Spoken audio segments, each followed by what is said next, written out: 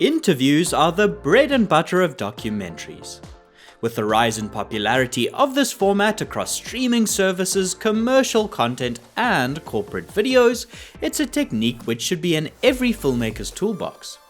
From framing to camera settings and lighting, I'm going to show you how exactly you can film a professional cinematic interview. To do this, I've rented a studio where I can set up a portrait-style interview against a backdrop.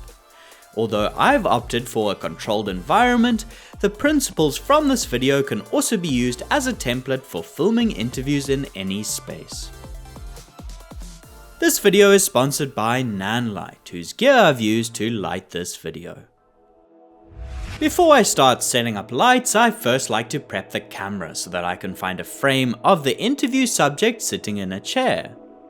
Positioning the equipment after you've composed the shot means that you won't have to adjust or move around gear that's suddenly in the frame. For this shoot, I've used a very simple mirrorless camera and single zoom lens setup with a Sony a7S III and a 24-70mm 2.8. Let's pop the lens on and dial in our camera settings. I like shooting almost everything in log, even quick interviews which won't be graded by a professional colorist, as it's easy to pop a quick LUT on the footage in post. And if small exposure or color adjustments need to be made, then filming in log gives you more flexibility to do that. So I'll record at 4K resolution in S-Log 3. In post software, I've added a Kodak LUT from DaVinci Resolve and haven't done any advanced color grading beyond that. Next, I'll dial in the basic exposure and motion settings, which will remain consistent throughout the interview. Since I work in a PAL zone, I'll be filming with recorded sync sound at 25 frames per second. But those in NTSC areas may want to record at 24 frames per second. We'll set our shutter speed to double our frame rate, so 1/50. Our white balance to 5600 Kelvin or daylight, and open our lens's aperture to its widest stop of f2.8. I'll then throw a variable ND filter on the front, which will allow us to quickly adjust our exposure without needing to change any of the settings we've already dialed in. Now it's time to find a frame. Our zoom lens will give us the ability to either punch in tighter or zoom wider, depending on the emotional context of the questioning. For example, I can start with a medium shot for introductory questions, then later zoom into a close-up to build more of a connection with the interviewee as the conversation progresses. These different shot sizes give the editor more options in post and can be achieved by the zoom lens without needing to move the camera or interrupt the flow of the interview. Before I place the tripod, I'll set up a chair where the subject will be seated and place our paper roll backdrop on 2 C-stands and position it behind the chair. I'll start by zooming the lens out to 24mm.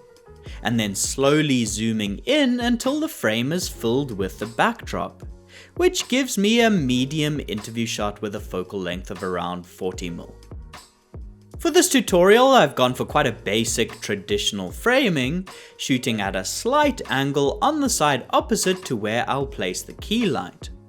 However, you can use your creative license when framing to compose shots of different widths, heights, and angles. The eye line of our subject will be on the opposite side to the camera placement. This will be where our interviewer will sit. If you're filming interviews with a 2-camera setup, then I'd recommend placing the interviewer outside the 2 cameras.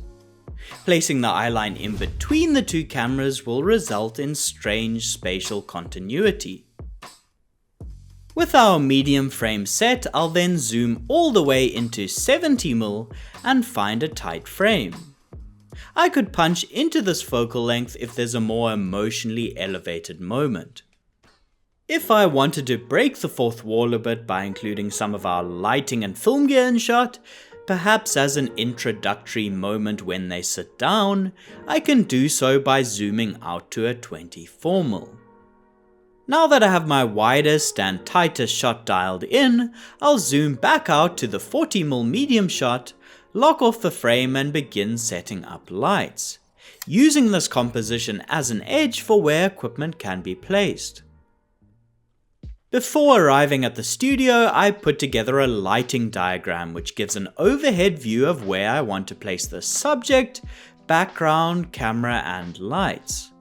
Having a plan before you arrive on set will save you setup time and will make sure you don't select or rent too little or too much gear.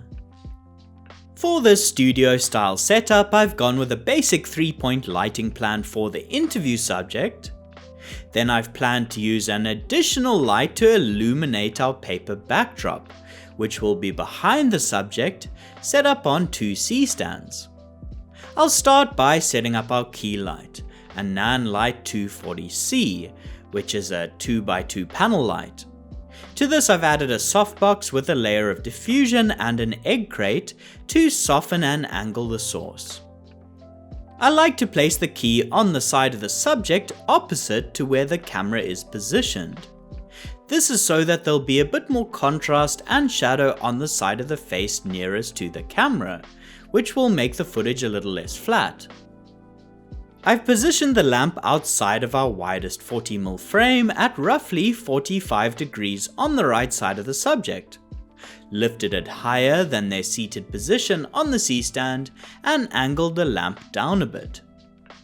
Next we'll place our fill, a 2x1 120C with the same diffusion and egg crate setup. This will be placed out of frame at around 45 degrees to the subject on the same side as the camera, which is opposite our key light. The last of our 3-point lights is a backlight, one of Nanlite's new FC120C cob sources. I'll place this behind the subject, opposite the key side and set it up on a C-stand arm that I can boom outwards.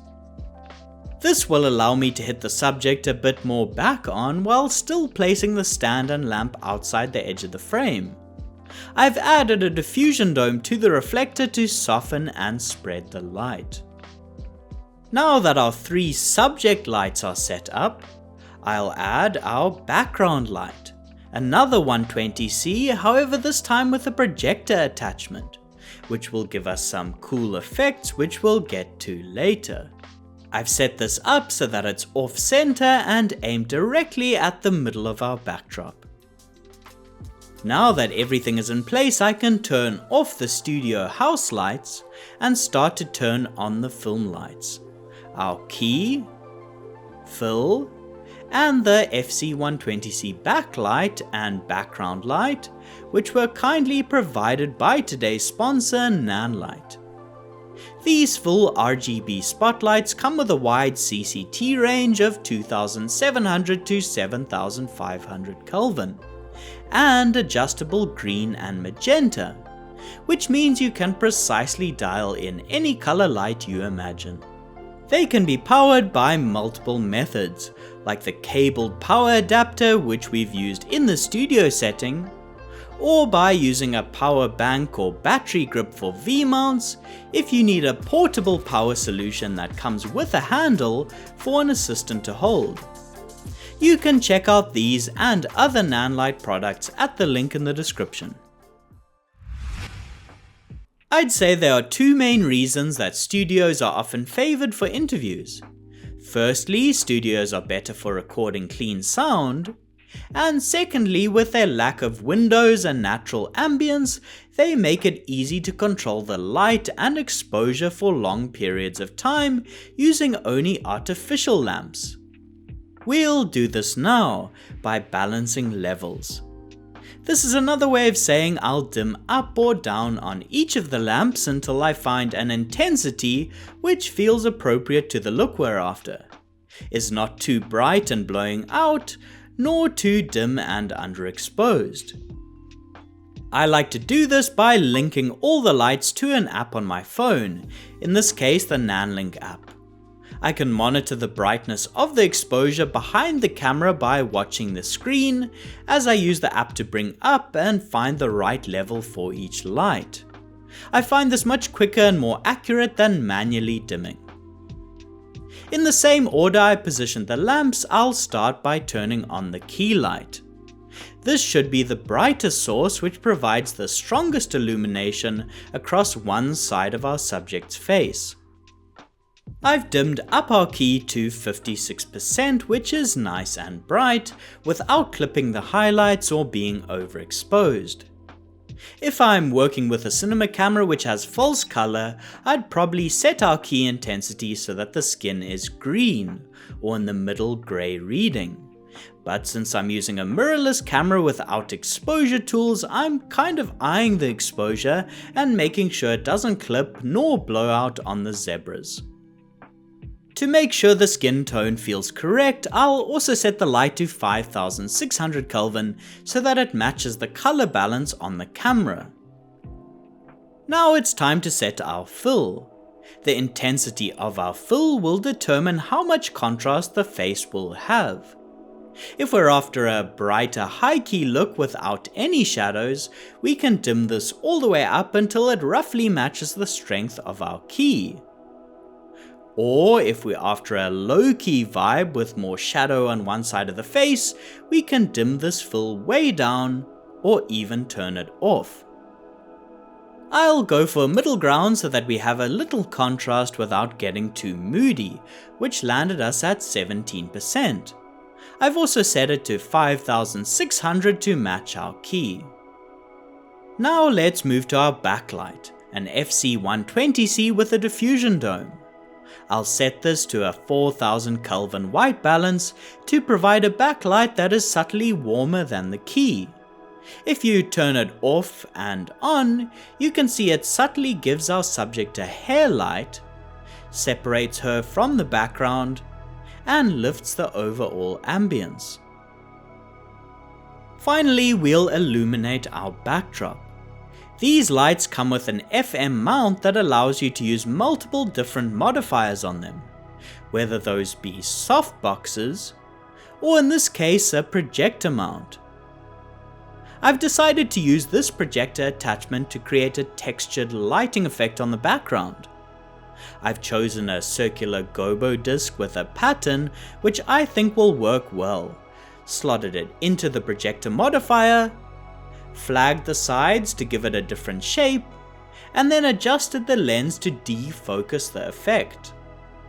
You can use this to either have these effects fully sharp or blurry and less defined. Like our other sources, I've cooled the light down to 5600 Kelvin. Since I want the light effect to be a bit larger on the backdrop, I've moved the light further away. Bringing it closer to a surface will make the effect smaller, while creating more distance will enlarge the source. The light in the background of your interview is just as important as how your subject is lit, and has a large effect on the mood of the shot. I find this texture quite a bit more visually interesting as it has a bit more contrast between light and dark shades. However, if I wanted a clean background that was illuminated a bit brighter with a high key look, like you'd see in a beauty commercial, I could swap the projector attachment for a softbox and get a soft spread of light on the backdrop. This is also a great trick for creating even illumination if you're lighting a green or blue screen background, which will later be keyed and replaced in post. Or if I wanted to go for a lower key studio look, which you'd see in a show such as Drive to Survive, then I can turn the background light off altogether. Now that we're happy with our camera and lighting setup, it's time to bring in our audio equipment.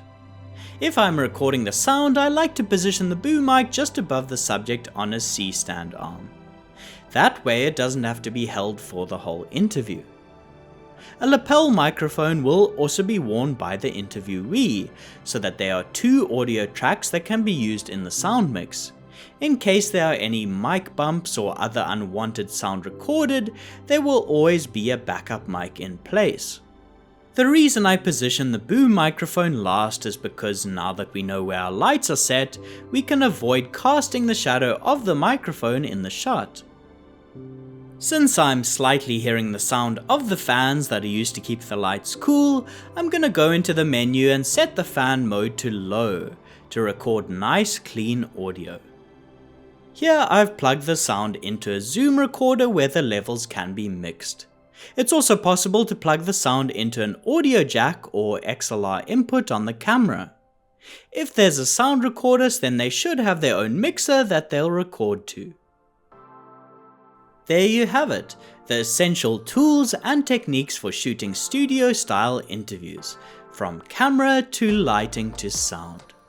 This method just scratches the surface of what is possible, but hopefully acts as a great starting off point when you're planning your next interview. A final special thanks to all the patrons who get the videos early. Otherwise, until next time, thanks for watching and goodbye.